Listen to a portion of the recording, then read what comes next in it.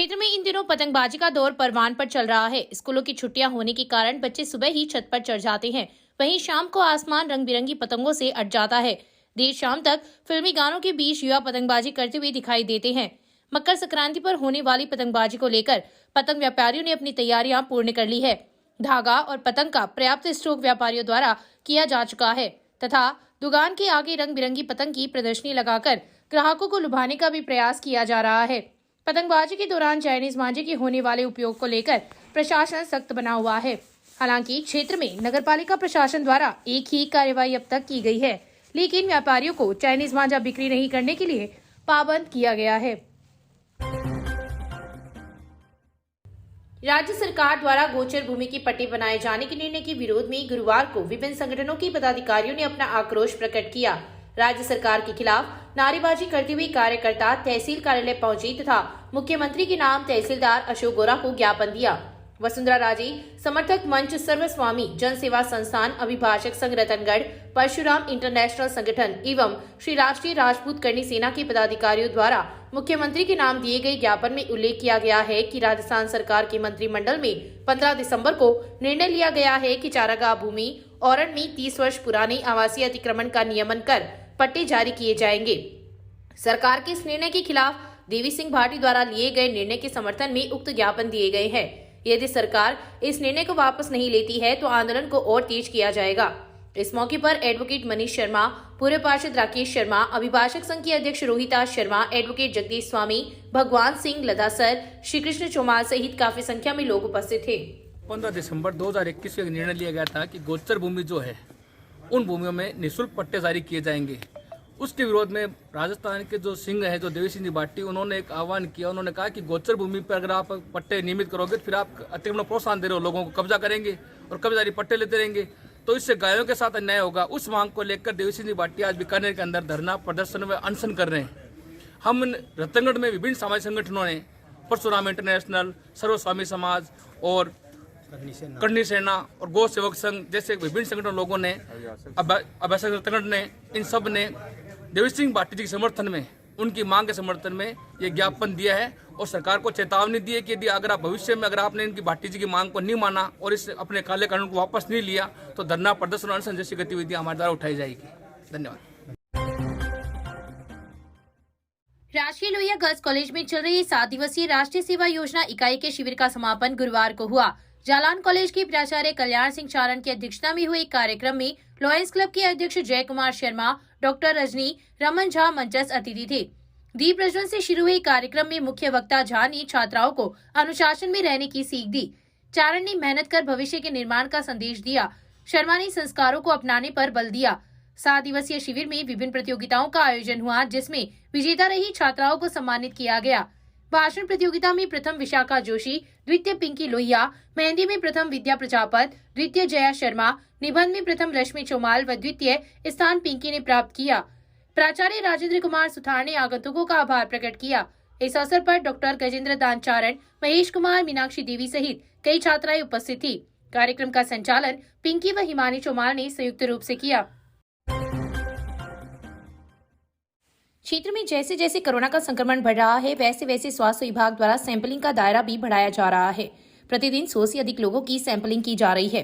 गत माह की बात करें तो दिसंबर में विभाग द्वारा 3260 लोगों के सैंपल लिए थे, जिसमें एक भी व्यक्ति कोरोना संक्रमित नहीं था। वहीं जनवरी माह में 12 जनवरी तक विभाग द्वारा 1500 से अधिक सैंपल लिए जा चुके हैं, जिनमें 34 लोग कोरोना संक्रमित मिले हैं। हालांकि एक युवक की रिपोर्ट नेगेटिव आ चुकी है तथा क्षेत्र में 33 केस अभी भी एक्टिव है। प्रतिदिन राजकीय अस्पताल राजल देसर, पड़िहारा के स्वास्थ्य केंद्र सहित विभिन्न स्थानों पर विभाग द्वारा सैंपल लिए जा रहे हैं। देहात ब्लॉक कांग्रेस कार्यालय में गुरुवार को किसान नेता एवं पूर्व मंत्री दौलत राम सारण की 99वीं जयंती मनाई गई। शहर ब्लॉक अध्यक्ष अरविंद चाकलान की अध्यक्षता में हुए कार्यक्रम में कांग्रेस नेता पुसाराम गुदारा ने कहा कि सारण एक सच्चे किसान नेता थे। सारण को थार के गांधी के नाम से भी जाना जाता था। उनके द्वारा स्थापित किए गए भाईचारे पर आज देश को काम करने की आवश्यकता है। गुदारा ने कहा कि सारण ने किसानों के लिए जीवन पर्यंत संघर्ष किया था। इस अवसर पर पूर्व प्रधान गिरधारी लाल बांगड़वा, पूर्व उप प्रधान रतनलाल मेघवाल, कांग्रेस नेता राजेश रुलानिया, सुरेंद्र हुड्डा, चुनीलाल धेतरवाल, सज्जन बाटड़, हनुमान सिवीर, रामवीर सिंह रायका, देवीलाल सांखला, भागीरथ नायक, कयूम गोरी, सुरेंद्र सिंह गोलसर, भागीरथ खिच्चर, रायचंद पवार सहित कई कार्यकर्ता उपस्थित थे। गांव भोजासर की राजकीय माध्यमिक स्कूल में शिक्षक अभिभावक परिषद द्वारा स्कूल के विद्यार्थियों को गुरुवार को शिक्षण सामग्री का वितरण किया गया।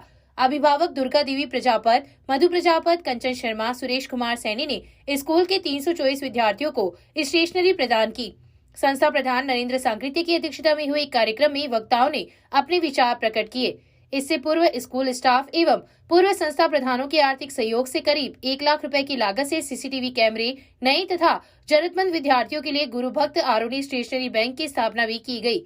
इस अवसर पर विपुल राजवंशी, हनुमान प्रसाद प्रजापत, प्रभु सिंह, दिनेश चारण, सतवीर सिंह, ओंकार सिंह, बनारसी लाल, बालाराम सैनी, राजेंद्र गुप्ता, हीरालाल, भूराराम शर्मा, धर्मवीर सिंह सहित कई लोग उपस्थित थे। रामचंद्र पार्क के पास भाजपा शहर मंडल के नेतृत्व में ओबीसी मोर्चा द्वारा गुरुवार को प्रधानमंत्री नरेंद्र मोदी के साथ हुई घटना का मानव श्रृंखला बनाकर विरोध जताया गया।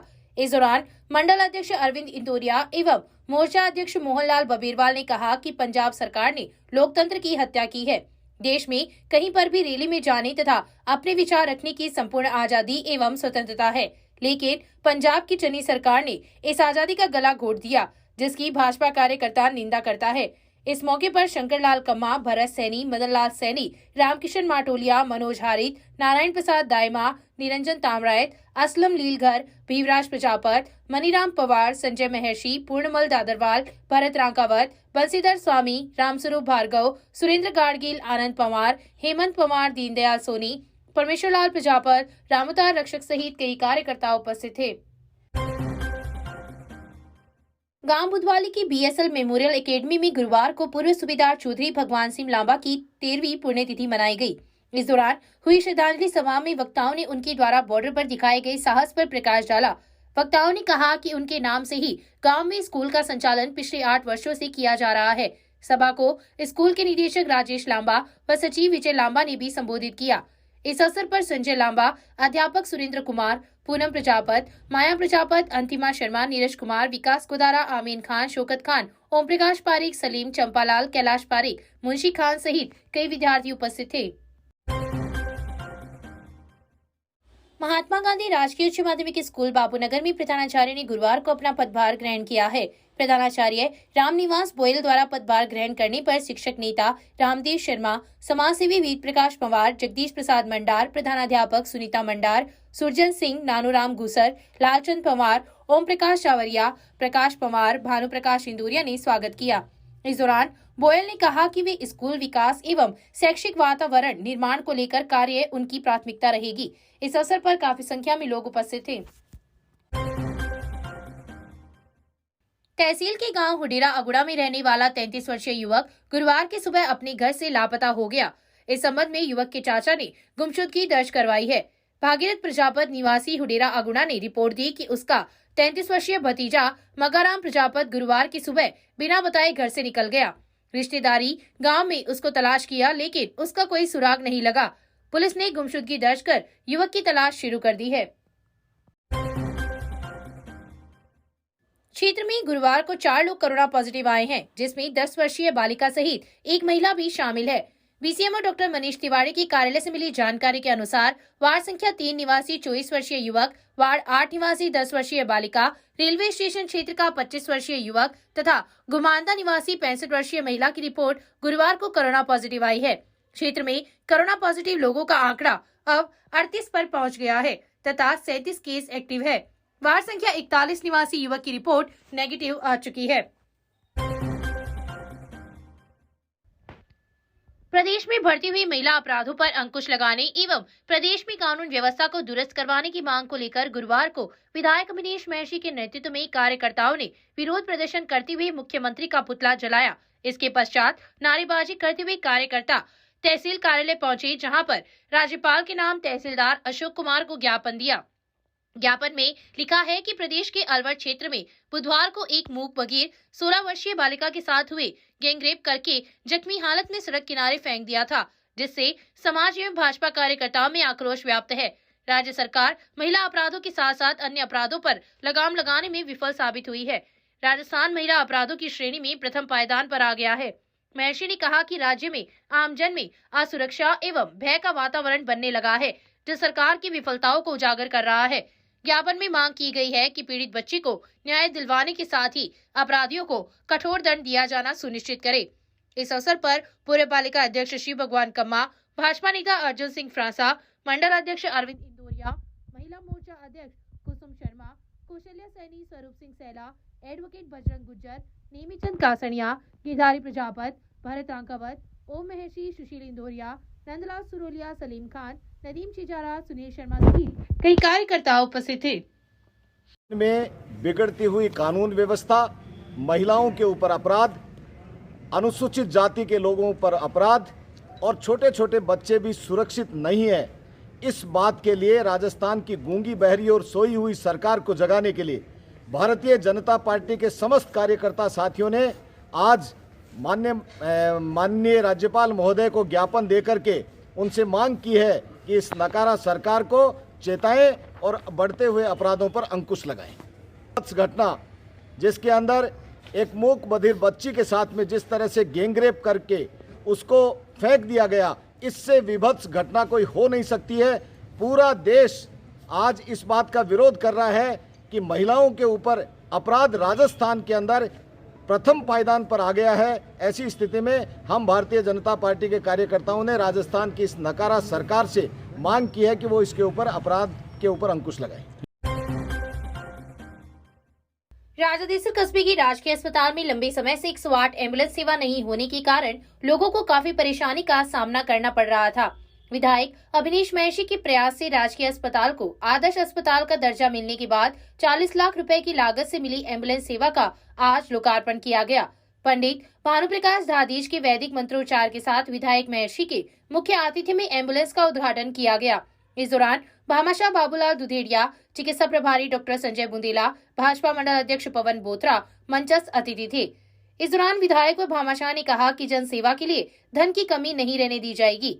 इस अवसर पर भाजपा नेता दीनदयाल स्वामी, अर्जुन सिंह फ्रांसा, बाबूलाल प्रजापत, स्वरूप सिंह सैला, मदन धादीज, दीपाराम जाट सहित काफी संख्या में कार्यकर्ता उपस्थित थे। आज एमएलए साहब ने हमारे ऑक्सीजन प्लांट के जो ट्रांसफार्मर लगाया है वो विधायक कोटे से हमें प्राप्त हुआ है। इसकी कीमत लगभग 6,11,000 है। इसके लिए मैं विधायक साहब का बहुत बहुत धन्यवाद और आभार व्यक्त करता हूँ। विधायक साहब ने हमें ट्रांसफार्मर उसी समय लगाना शुरू कर दिया था जब हमारे हॉस्पिटल में ऑक्सीजन प्लांट नहीं आया था। उस समय 40 किलोवाट का था। फिर हमने विधायक साहब से निवेदन किया कि साहब हमें 60 किलोवाट की और जरूरत है, अब 100 किलोवाट की जरूरत हुई तो विधायक साहब ने हमें 2,06,000 रुपये और दिए। इस प्रकार 6,11,000 इसकी अनुमानित लागत आई है। इसके लिए मैं एमएलए साहब का एक बार पुनः धन्यवाद और आभार व्यक्त करता हूं। इन्होंने अभी 48 सिलेंडर ऑक्सीजन के उपलब्ध करवाए हैं विधायक कोटे से, और साथ में हमारी जो 108 की गाड़ी बाहर चली गई थी, दूसरी राज्य सरकार ने उपलब्ध कराई थी पर बाहर चल गई थी। विधायक साहब के अथक प्रयासों से गाड़ी हमारे पास वापस आ गई है। इसके लिए भी मैं उनका धन्यवाद और आभार व्यक्त करता हूँ। और 8 लाख की अभी हमें सोनोग्राफी मशीन बाबूलाल जी दुधेड़िया विधायक साहब के उनके मार्गदर्शन में प्राप्त हुई है, तो इसके लिए भी मैं इनका बहुत आभार व्यक्त करता हूँ। राजलदेसर, मेरे विधानसभा क्षेत्र के राजलदेसर सीएचसी को मैंने मॉडल सीएचसी के रूप में विकसित किया है। राज्य सरकार ने प्रत्येक विधानसभा क्षेत्र में विधायकों से कहा था कि वो एक मॉडल सीएचसी का चयन करें, जिसमें मैंने राजलदेसर किया। यहाँ पर बिजली की काफ़ी समस्या थी। डॉक्टर बुंदेला जी ने मुझे बताया कि यहाँ काफ़ी समस्या, इसके लिए 6,11,000 रुपये ट्रांसफार्मर लगाने के लिए, जिसका आज हमने उद्घाटन किया है। ट्रांसफार्मर लग गया है। इसके अलावा ऑक्सीजन प्लांट यहाँ पर राज्य सरकार ने मॉडल सीएचसी को दिया, और एक एम्बुलेंस जो मॉडल सीएचसी के रूप में जिनका चयन विधायक करते हैं उनको एक नई एम्बुलेंस दी। ये एम्बुलेंस कहीं दूसरी जगह पहले चली गई थी कार्य व्यवस्था के तहत, लेकिन ये बिल्कुल ब्रांड न्यू जो है एम्बुलेंस वो राजलदेसर सीएचसी को मिल गई है, जिसका भी आज लोकार्पण करके माननीय चिकित्सा अधिकारी जी को हम लोग दे रहे हैं। 8 लाख के उपकरण राजलदेसर सीएचसी में मेरे से और मांगे गए, सीएमएचओ ने कहा, तो मैं सीएमएचओ साहब के निवेदन पर 8 लाख रुपए की सैंक्शन और निकाल चुका हूं, जिसके अंदर विभिन्न तरह के उपकरण आएंगे।